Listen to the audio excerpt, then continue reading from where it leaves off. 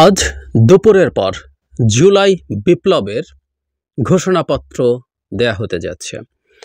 কি কি বলা হবে সেটা আমরা এখনো নিশ্চিত নই। কিছুটা আভাস গতকাল ছাত্র সমন্বয়কদের কয়েকজন মিলে আমাদেরকে দিয়েছেন।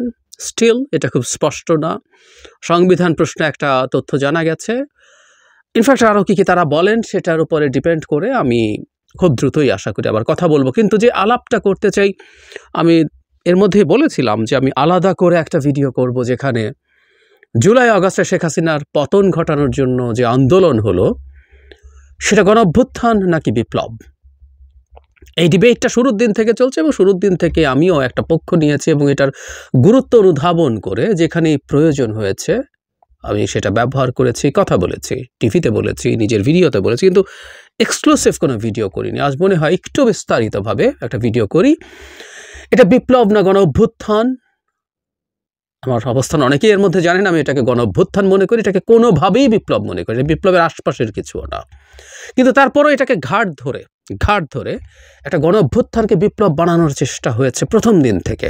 সে চেষ্টা এখনও হচ্ছে এবং খানিকটা সাফল্য তাদের দেখা যাচ্ছে যে স্টুডেন্টরা এটাকে এখন বিপ্লব হিসাবে কনভার্ট করার চেষ্টা করছেন, এরকম বলা হচ্ছে। যাই হোক, বা বিপ্লব হয়ে গেছে, তারা এটার প্রক্লেমেশনটা করতে ভুলে গেছেন, 5 মাস পর সেটা করছেন। আচ্ছা, এটা আসলে কি, আমরা এই আলাপটা আগে একটু করি। এটা বিপ্লব না গণ অভ্যুত্থান?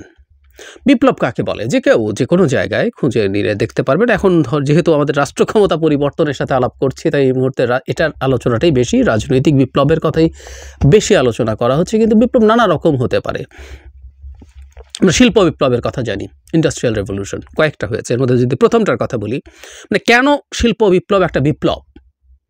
কারণ ওখানে উৎপাদন পদ্ধতি পুরো পাল্টে গিয়েছিল, পুরোপুরি হাতে তৈরি সিস্টেম থেকে মেকানাইজ সিস্টেম আসলো, স্টিম ইঞ্জিন আসলো, অনেক ক্ষেত্রে যন্ত্রের ব্যবহার করতে আমরা শুরু করলাম, কেমিক্যাল প্রসিডিয়ার শুরু করলাম। সো আগে যে শিল্প উৎপাদন হতো তার সাথে আমূল পরিবর্তিত একটা ব্যবস্থা, তাই ওটা বিপ্লব। এরকম নানা ক্ষেত্রে নানা রকম বিপ্লব এসছে। আর রাষ্ট্রক্ষেত্রে বিপ্লব আমরা বলবো, পলিটিক্যাল বিপ্লব বলবো, সেটাকে যে কেউ চেক করে নিতে পারেন। এটা ডেফিনেশন বিভিন্ন জায়গায় দেয়াই আছে। সেটা হলো একটা রাষ্ট্রের রাজনৈতিক ব্যবস্থা পুরো পাল্টে দেয়া। একটা বিপ্লব তখনই আমরা বলবো যেটা সেটা করে। যেমন নিকট অতীতে ইরানে বিপ্লব হয়েছে। ইরানে আগে যে সিস্টেমটা ছিল সেটাকে পুরো পাল্টে দিয়ে একটা ইসলামী শরিয়া বেসড রাষ্ট্র ওখানে তৈরি হয়েছে, ওটা বিপ্লব। তার আগে কমিউনিস্ট রেভলিউশন ইন চায়না 49-এ হয়েছে, ওটাও বিপ্লব। কারণ এর আগে চীন ডাইনেস্টির পরে সেখানে কুমিংটাও একটা মোটা দাগের আধুনিক রাষ্ট্র প্রতিষ্ঠা করেছিল, তাদেরকে ওভারথ্রো করে তাদের ওই সিভিল ওয়ারে জিতে। ওটা কমিউনিস্ট রেভলিউশন, ওটা রেভলিউশন কারণ আগের যে সিস্টেম ছিল সেই সিস্টেম পুরোটা পাল্টে দেওয়া হয়েছিল। আমরা রুশ বিপ্লবের কথা জানি। যাই হোক, ফ্রেঞ্চ রেভলিউশন, এরকম অনেকগুলো। প্রত্যেকটা ক্ষেত্রে আমরা যদি দেখি প্রিভিয়াস একটা সিস্টেম থেকে এটা পুরো পাল্টে ফেলা হয়েছে। আমেরিকার স্বাধীনতাকে রেভলিউশন বলা হচ্ছে। কেন বলা হচ্ছে? কারণ এর আগে একটা কলোনিয়াল সিস্টেম, একটা কলোনি ছিল, ওটা থেকে নিজের একটা রাষ্ট্র, একটা রিপাবলিক তারা তৈরি করেছে, পুরোপুরি আলাদা ব্যাপার। একইভাবে আমরা যখন বিপ্লব বলবো কোনো কিছুকে, তখন সেটাকে এমন একটা সিস্টেমের, পলিটিক্যাল, ইকোনমিক, সব সিস্টেমের একটা মেজর আমূল পরিবর্তন আমরা দেখতে চাইব, সেটা বিপ্লব। আচ্ছা, এখন শেখ হাসিনা পতনের আগে, আমি এটা আরও অনেকগুলো দিক আছে, আমি আসবো। প্রাথমিকভাবে যারা এই মুভমেন্ট করেছে তারা শেখ হাসিনা পতন পরবর্তী সময়ে কি বাংলাদেশের রাজনৈতিক অর্থনৈতিক ব্যবস্থা পুরো পাল্টে ফেলার চেষ্টা করেছে? কারো মাথায় ছিল? বা শেখ হাসিনাকে নিয়ে আমাদের আসলে অভিযোগটা কী ছিল, আমরা যদি এভাবে বলি, খেয়াল করবো আমরা, শেখ হাসিনা নির্বাচনটা যেভাবে বাতিল করে দেন নাই, তিনি বলেন নাই যে আমি এত পাওয়ারফুল, আমার নির্বাচন লাগবে না। উনি কিন্তু নির্বাচন করেছেন এবং উনি বলতে চেয়েছেন নির্বাচনী ব্যবস্থাটা ভালো আছে। উনি সুষ্ঠু নির্বাচনের মাধ্যমে দেশের প্রধানমন্ত্রী নির্বাচিত হয়েছেন। 2018 সালে রাতের ভোটের পর তিনি ন্যারেটিভ তৈরি করার চেষ্টা করেছেন বিএনপি কেন পরাজিত হয়েছে। 24-এ যখন পার্টিসিপেট করছে না, হেরে যাবে নিশ্চিত জেনে পার্টিসিপেট করছে না, কিন্তু উনি নির্বাচন করতে চেয়েছেন এবং নিজেকে নির্বাচিত দাবি করেছেন। তিনি নিজেকে গণতান্ত্রিক দাবি করেছেন। তিনি তীব্র বা ভয়ঙ্কর যে মানবাধিকার লঙ্ঘন করছেন কোনোটা স্বীকার করেননি। বিচার বহির্ভূত হত্যাকাণ্ড করে কি উনি কখনো বলেছেন, তার কোনো লোক বলেছে হ্যাঁ এই ক্রিমিনালকে আমি মেরে ফেলেছি? বলেননি। তিনি রাদার একটা ন্যারেটিভ তৈরি করার চেষ্টা করেছেন, একটা ফালতু গল্প আমরা শুনতাম না, রাতের বেলা অস্ত্র উদ্ধারে নিয়ে যায় বা পরবর্তীতে একটু মডিফাইড হয়ে অপরাধ সংগঠন করবে পরিকল্পনা করছে, জেনে পুলিশ যায়, ব্লা ব্লা ব্লা, বা র্যাব যায়, এইসব গল্প শুনেছি। কিন্তু ওখানেও আমরা খেয়াল করব উনি বলেননি যে উনি এটা করছেন। দেশে মোটা দাগে আইন ছিল, সেই আইনের মাধ্যমে, আইন নিয়ে সমালোচনা আছে, ডিজিটাল সিকিউরিটি অ্যাক্ট, কিন্তু আইনের মাধ্যমেই উনি মানুষজনকে যা যা ঝামেলা করার চেষ্টা করছিলেন। মোটা দাগে ব্যাংক লুট হয়েছে, দেখব একটা আইনি স্ট্রাকচার আছে। তার মানে আমি যে কথাটা বলতে চেষ্টা করেছি সেটা হলো শেখ হাসিনার বিরুদ্ধে আসলে আমাদের মূল অভিযোগগুলো ছিল আমাদের দেশের, আমাদের বলতে আমরা মেজরিটির হয়তোবা এভাবেই বলছি, কারো কারো ভিন্ন চিন্তা ছিল, সেটা ডিফারেন্ট ডিবেট, ডিফারেন্ট ডিসকাশন। আমাদের মূল আলোচনা ছিল যে সিস্টেমটা আমরা চেয়েছি একটা ডেমোক্রেসি, যেখানে ঠিকঠাক মতো নির্বাচন হবে, একটা স্টেটের ইনস্টিটিউটগুলো ঠিকঠাক মতো কাজ করবে মোটা দাগে, করাপশন কম হবে, অর্থনীতি মোটামুটি ভালোভাবে চলে, এবং সেটা ক্যাপিটালিস্ট ইকোনমি। কেউ কেউ ফ্রি মার্কেট চান, কেউ আধা ফ্রি মার্কেট চান, কেউ ওয়েলফেয়ার চান, ঘুরে ফিরে তারপরে এগুলো প্রত্যেকটা ক্যাপিটালিস্ট ইকোনমি, কেউ সোশ্যালিস্ট ইকোনমিটা আমি চান নাই। এইরকম কতগুলো চাওয়া মানুষের ছিল। শেখ হাসিনা ওগুলোকে নষ্ট করেছেন। উনি ক্ষমতায় এসে ওগুলো প্রত্যেকটাকে ম্যানিপুলেট করেছেন, অ্যাডাল্টারেট করেছেন। এবং শেখ হাসিনাকে যখন আমরা সরাতে চেয়েছি, আমাদের আসলে এক্সপেকটেশন ছিল ওই সিস্টেমটা আমরা ঠিকঠাক মতো রান করাবো। আমরা চাইনি যে এই সিস্টেমটাই পাল্টে ফেলে আমূল ভিন্ন একটা রাজনৈতিক ব্যবস্থা, ভিন্ন একটা অর্থনৈতিক ব্যবস্থা চালু করি। কারো এক্সপেকটেশন ছিল না। সুতরাং যে এক্সপেকটেশনই কারো কাছে ছিল না, আমি সো কল্ড রেভলিউশনারদের ছিল কিনা সেই জায়গায় আসছি, কিন্তু যারা মুভমেন্টে এসছেন মেজরিটির বা প্রায় সবারই এটা ছিল না। তাহলে রেভলিউশনের প্রশ্ন আসে কোত্থেকে? আমরা জাস্ট শেখ হাসিনাকে সরাতে চেয়েছি, সরিয়ে আমাদের এই সিস্টেমটারই ঠিকঠাক করা এক্সিস্টিংটা, এবং যেটা জরুরি কথা কিছু কিছু জায়গায় পরিবর্তনও করতে চেয়েছি। কিন্তু সিস্টেমের ওটা ওভারহলিং, ওটা করে আমূল পাল্টে দেয়া না, ওটা কিছু জায়গায় মেরামত করার কথা সিস্টেমের। আবারও বলছি, সিস্টেম ম্যানিপুলেট, আমরা সিস্টেম পাল্টাতে চাইনি। আমরা একটু যদি এবার ধরুন একটা রেভলিউশনের কথা ধরি, চায়নার কমিউনিস্ট রেভলিউশন, মানে ওই রেভলিউশনটা কীভাবে হয়েছে, ফল কী হয়েছে, যে ডিফারেন্ট ডিসকাশন, কিন্তু কীভাবে হয়েছে। মানে কেউ যদি মাওয়ের জীবন দেখেন, যখন রুশ বিপ্লব হলো, তার সেই সময় থেকে তার এই কমিউনিস্ট ভাবাদর্শের প্রতি তার কমিটমেন্ট, তার লার্নিং এবং তার স্বপ্ন, সেটা কিভাবে আবর্তিত হয়েছে। 49-এ তিনি শেষে গিয়ে সফল হয়েছেন। 30 বছর এই সময়টা যে কেউ স্টাডি করুন, মাও কী করেছিলেন, কিভাবে করেছিলেন, উনি কিভাবে তার দল তৈরি করেছেন, কিভাবে তাদেরকে নিয়ে এই বিপ্লবের দিকে এগিয়ে গেছেন।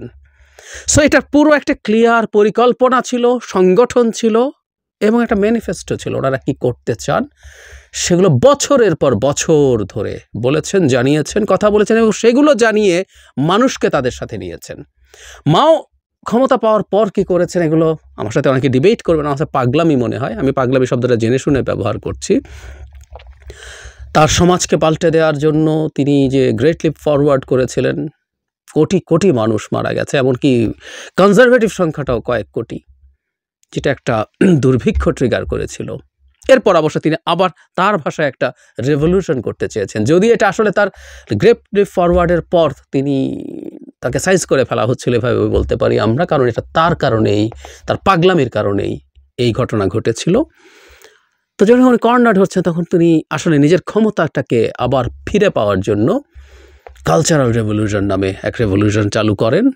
সেটাও বেশ কয়েক বছর থাকে, এবং ওখানেও কয়েক কোটি মানুষ ওখানেও মারা যায়, এবং ওখানেও ঘাট ধরে, ওইটাও রেভলিউশন বলা হচ্ছিল, কারণ ওটা আমূল পরিবর্তন করে দেওয়ার চেষ্টা হচ্ছিল। মানে তার সামনের যে ন্যারেটিভটা ছিল সেটা হচ্ছে চায়না একটা কমিউনিস্ট কান্ট্রি হলেও এখনও প্রচুর বুর্জোয়া জিনিসপত্র ওখানে রয়ে গেছে কালচারালি, অনেক কিছুর ফলে খুঁটিনাটি শিল্প সাহিত্য সংস্কৃতি থেকে শুরু করে নানা স্থাপনা যা তা করা হয়েছে, এবং এর সাথে যে মানুষগুলো কমপ্লাই করছিলেন না তাদেরকে হত্যা করা হয়েছে, সুইসাইড করতে বাধ্য করা হয়েছে। কিন্তু আমরা যে কথাটা বলবো, মাওয়ের এই যে যাবতীয় কাজ, সেগুলো হতে পেরেছিল তার এই চিন্তার সাথে কমপ্লাই করা কোটি কোটি মানুষের।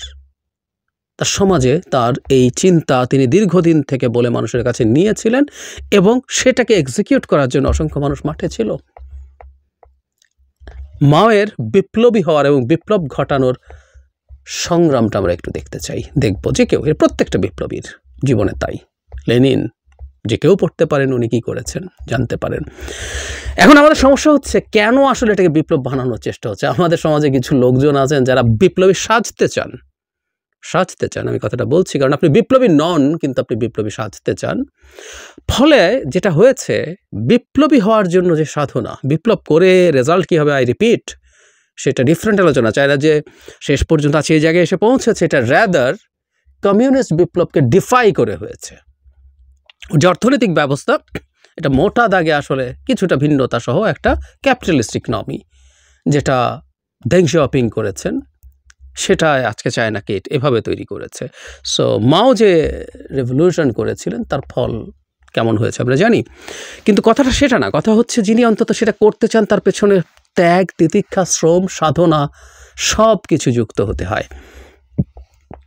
আমাদের কি এই জুলাই আগস্টের জন্য সিস্টেম্যাটিকলি কেউ কখনো একটা বিপ্লব তৈরি করার জন্য সংগঠন তৈরি করেছেন, সেই বিপ্লবের জন্য মুভমেন্ট শুরু করেছেন, সেই বিপ্লবের ইশতেহার তৈরি করেছেন?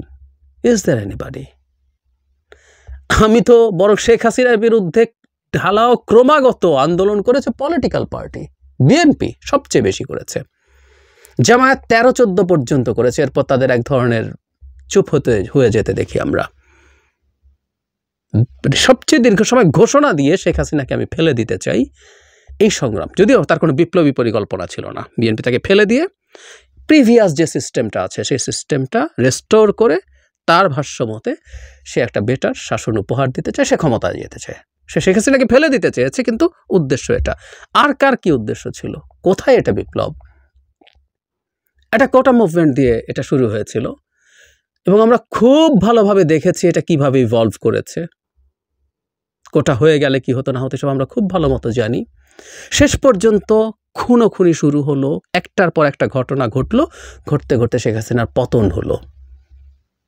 এবং শেখ হাসিনার পতনের জন্য নেমে এসেছিলেন বিভিন্ন রকম মানুষ, পলিটিক্স মানে সরাসরি রাজনীতি করেন, বিএনপি, জামায়াত, গণতন্ত্র মঞ্চ, এরকম আরও অনেকগুলো রাজনৈতিক দল, সাধারণ মানুষ, একেবারে সাধারণ মানুষ, অভাবী মানুষ রাস্তায় নেমে এসেছিলেন। তার ফলাফল এটা। ভার্সিটির ছাত্র, গভর্নমেন্ট, প্রাইভেট, মাদ্রাসা স্টুডেন্টস, স্কুল কলেজের স্টুডেন্ট সবাই নেমে এসেছিলেন, মারা গিয়েছিলেন সবাই তার প্রয়োজনে। জাস্ট শেখ হাসিনাকে পতন ঘটাতে হবে, এটাই তাদের প্রধান চাওয়া। এখন ওটার অন টপ অফ দ্যাট দাঁড়িয়ে একদিন আগে ফ্যাসিবাদের পতন এবং ফ্যাসিবাদী ব্যবস্থা ফিরে না আসার ঘোষণা দিয়ে দিলে সেটা বিপ্লবের ইশতেহার হয়ে গেল। খুবই হাস্যকর, আমি হাস্যকর শব্দটাও কনসিয়াসলি বলছি। এই ন্যারেটিভগুলো যারা তৈরি করতে চান খুবই হাস্যকর কথা বলেন। আমি আগেও একদিন বলেছি, আজও আবার বলি, 4 তারিখ 3 তারিখ শহীদ মিনার থেকে যদি ঘোষণা দেওয়া হতো যে শেখ হাসিনার পতন হবে, এরপর 5 বছর বা 10 বছর সেনাবাহিনী ক্ষমতায় থাকবে, তারপরও মানুষ শেখ হাসিনার পতন চাইতে বলে আমি বিশ্বাস করি। মানুষ তখন শেখ হাসিনার পতন চাইছিল। কেউ কেউ বলেন যে শেখ হাসিনার পতন এর সাথে বিল্ট ইন ভাবেই আছে এই ব্যবস্থা যাতে ফিরে না আসে সেটার সংস্কার। হ্যাঁ, সংস্কারের সাথে বিপ্লবের সংস্কার তো সবাই বলছে, গণ অভ্যুত্থানের পরে সংস্কার হতেই পারে। কিন্তু এখন যেটা বলা হচ্ছে এটা বিপ্লব, এটা একটা প্রক্লেমেশন থাকবে। সেই প্রক্লেমেশন করে এই বিপ্লবীরা অধিকার অর্জন করেছেন যে কোনো কিছু করে ফেলার।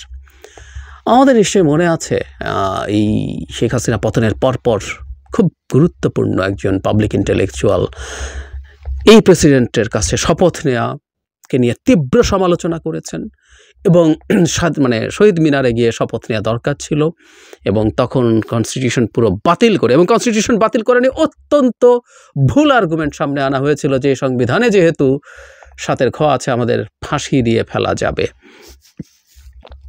হাস্যকর কথা। আগেও বলেছি, আজ যেহেতু কম্প্রিহেন্সিভ একটা ভিডিও করতে চাই আজকে একটু যোগ করে রাখি।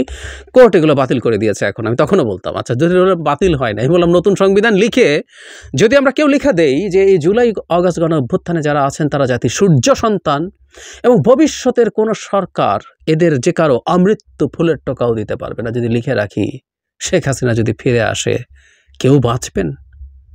সুতরাং কেউ যদি বলেন এই সংবিধানের মধ্যে এটা লেখা আছে বলে এটা বাতিল করতে হবে, কুযুক্তি, এটা এর মধ্যে মতলববাজি আছে, এটা ভুল।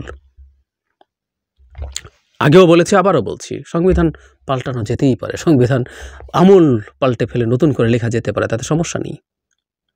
কিন্তু এই আর্গুমেন্টগুলো আনা হচ্ছে এবং এটার উদ্দেশ্য আমি যেটা বোধ করি কিছু বিপ্লবী মানে যারা মাঠেও ছিলেন না, পেছনে পরিকল্পনাকারী আসলে এই অভ্যুত্থানটার সাফল্যের উপরে সওয়ার হয়ে তাদের কিছু চিন্তা আসলে চাপিয়ে দিতে চান। এটা আসলে বিদ্যমান ব্যবস্থায় সম্ভব হচ্ছে না। যদি সোকল্ড বিপ্লব হিসাবে এটা এস্টাবলিশ করা যায়, একটা বিপ্লবী সরকার তৈরি করা যায়, তাহলে সব কিছু বাতিল করে দিয়ে, আইন সংবিধান সব সিস্টেম বাতিল করে দিয়ে মনের মতো কতগুলো অর্ডার লিখে লিখে নেক্সট সংবিধান লেখার আগ পর্যন্ত অর্ডার লিখে লিখে যা ইচ্ছে তা করা যাবে। এই আসলে খোয়াবটা। এই পতনটাকে বিপ্লব হিসেবে ক্লেইম করা এবং যারা করছেন একটা কথ্য প্রবচন আছে, একটু অফেন্সিভ শোনাতে পারে আমার, তারপরও মানে এই অভ্যুত্থানে পার্টিসিপেট করা সবার প্রতি শ্রদ্ধা রেখেই বলতে চাই, ঝড়ে বক পড়ে ফকিরের কেরামতি বাড়ে। মানুষ স্বতঃস্ফূর্তভাবে গণ অভ্যুত্থানে অংশ নিয়ে শেখ হাসিনার পতন ঘটিয়েছেন। এখন অনেকে এসেছেন এটার কৃতিত্ব দাবি করতে, যে তারা এটা বলে এই ভাষা ব্যবহার করে এইভাবে করে ওভাবে করে এই পরিকল্পনা করে শেখ হাসিনাকে ফেলে দিয়েছেন। ফকিরের কেরামতি বাড়ছে, তারা সেই কেরামতির ক্রেডিট ক্লেম করছেন।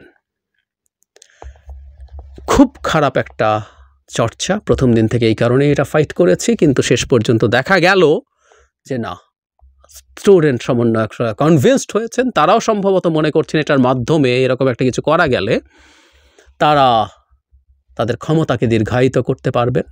কারণ এখন নির্বাচন পিছিয়ে দেওয়ার চেষ্টা আছে, কেউ আবার বিএনপি নির্বাচন আগে চাইছে, খুব বেশি দেরি না করে। ইদানিং প্রথম একটু ডিফারেন্ট অপিনিয়ন থাকলেও জামাত এখন চাইছে, ছাত্ররা চাইছেন, এর মধ্যে তাদের দল তৈরি আছে, বা ক্ষমতার এক ধরনের আনন্দ মজা তো আছেই।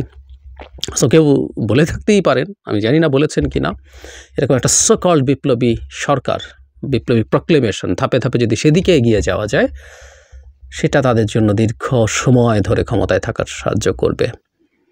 তারা বিপ্লবী সরকার না করে ভুল করেছেন, এই কথা সমন্বয়করা প্রকাশ্যে একাধিক সমন্বয়ক একাধিকবার বলেছেন। সো এখন তারা সেটা করতে যাচ্ছেন।